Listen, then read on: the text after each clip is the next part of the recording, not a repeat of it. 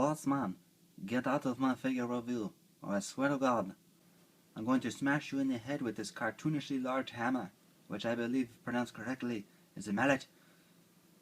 Yeah, well, I got a nightstick. And you know what? I'm actually kind of surprised that you didn't say Merit, seeing as how you're Japanese. BANZAI, sucker. No! Now that's what I call dropping the hammer.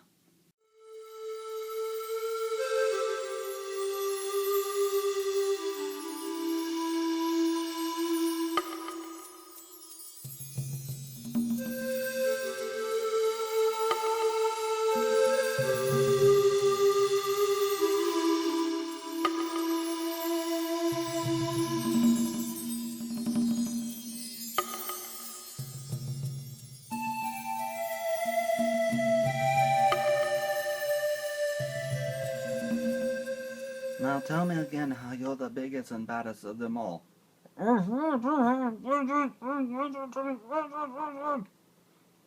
Yeah, that's what I thought.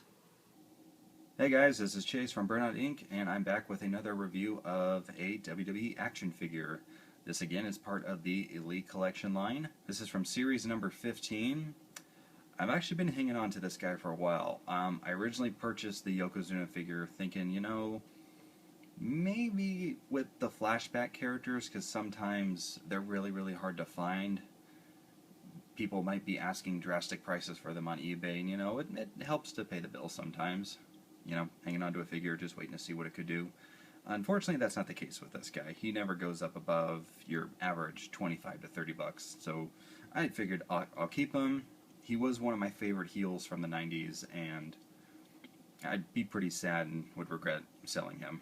So, same way I regret selling my Ted DiBiase, my Jake the Snake, but hey, yeah, learn from your mistakes. Anyway, you didn't click on this video to listen to me bitch and moan, so let's get to the figure. This is, of course, Yokozuna. He takes up almost the entire package because he is gigantic. And this is the first time in the line that they have his action figure, and you know, it's really the only time he's probably ever going to be in here, or at least for a very long time. This is pretty much his iconic look.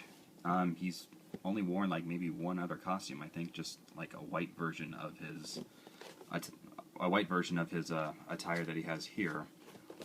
And sometimes he had a red robe, and I think one time he had a beard. You know, who really needs variants of that? So, yeah, here's the back of it right now. Lists all of his accomplishments. WWE Champion, Tag Champion, 93 Royal Rumble winner.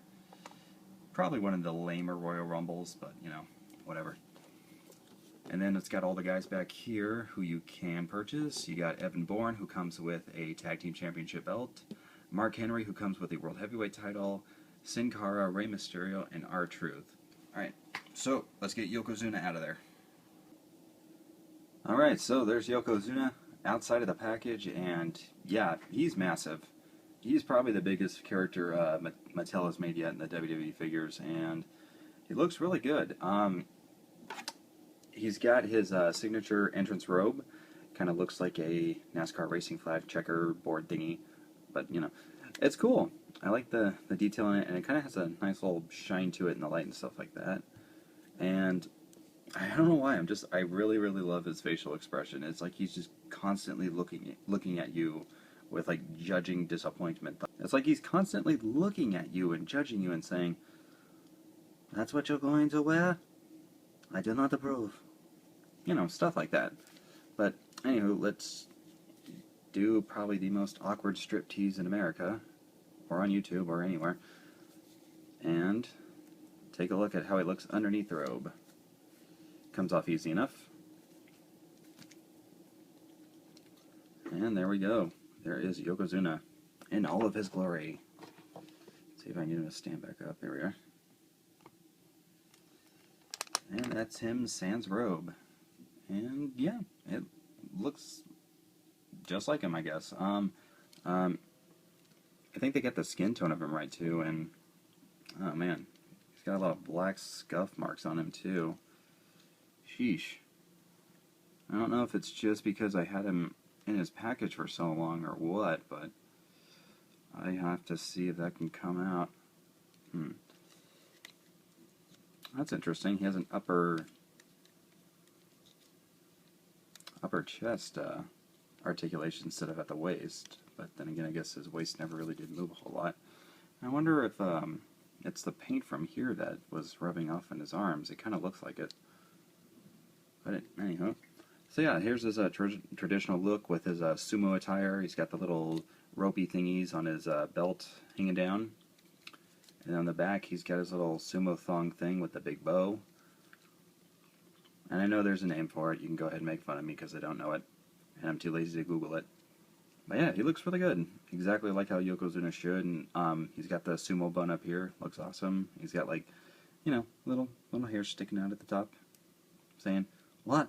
You don't take me seriously? How about I drop a BANZAI drop right on your face? and I don't know why he sounds like a Japanese Marlon Brando to me in my head, but I think him with that voice makes me laugh. So, getting on to the articulation, his head can go 360 with relative ease. Can go up and down. Tell you how much he does not like my reviews. His arms can rotate all the way around. They can go in and out. Can swivel at the upper bicep all the way around. He's got single joint in the arm. He can rotate up the wrist, and they can also swivel in and out. Or I guess they swivel around and then go in and out. Sorry. And yeah, he's got that upper chest articulation like I talked about, and it just kind of rocks back and forth. It can't go all the way around like your standard waist articulation. But he also doesn't have waist articulation, so this is still pretty good. His legs can only go up about that far. Remember, he's not the most athletic person in the world. He's basically a destroyer of men, and they don't move very fast. His legs can go out about that far. He does have upper thigh rotations, and he's got double jointed knees. See, this is one of the first WWE wrestlers aside from Mankind that I got to review where he doesn't have big bulky knee pads on. So you can actually see that they do have double jointed knees. Can rotate at the upper calf and see if he's got, yep, he's got much better already loosened up ankle joints than the Kofi Kingston one I reviewed last time. I also think he's the first barefooted wrestler I've reviewed so far. I don't know why that amuses me. Anyhow. Very, very good likeness. Very good representation of the former WWE champion. Ugh. Yeah, that stuff has got to be coming off the robes or something. It's not chipping off from his head or anywhere else. Yeah, there's no... Huh, I'll have to figure that out. So yeah, if you guys have purchased this figure as well, let me know if that was a problem, or if, you know, if anybody else has ever had this happen to their Yokozuna figure. I would like to know. Alright, so let's go ahead and add his picture to the wall. So there's Yokozuna up on the wall. Gotta say, guy looks pretty intimidating up there. Kind of like Godzilla looking over Tokyo, thinking, Yep, I'm gonna destroy all of that. So, the only thing I can really knock on it is just whether or not the robe or what's causing these weird scuff marks on his arms. I don't really get how that happened, because the robe doesn't look like it has any paint or anything in it, or it doesn't look like the material rubs off or anything. I don't know. But yeah, robe's pretty cool. You got the belt, the robe there. It's awesome. And likeness-wise, it's very good. It looks just like Yokozuna. Amazingly accurate head sculpt. I love the sumo bun. It looks awesome. His sumo attire is pretty good. The detailing and the ropes on his belt. Even the bow on the back where the thong is, even that looks cool. Well, not the thong part, but, you know, the bow. So, yeah, I definitely would recommend this figure. He's a definite buy. Get him for your collection. I don't see them making another one anytime soon, mostly because this is the most accurate, popular version of Yokozuna. So, this was Chase from Burnout Inc., and I will see you guys next time.